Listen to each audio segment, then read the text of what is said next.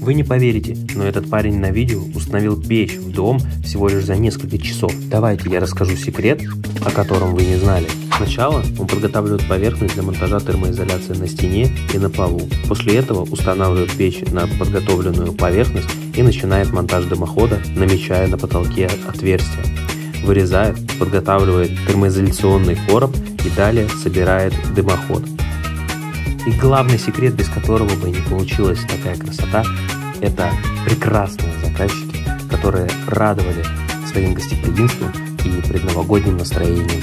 Спасибо.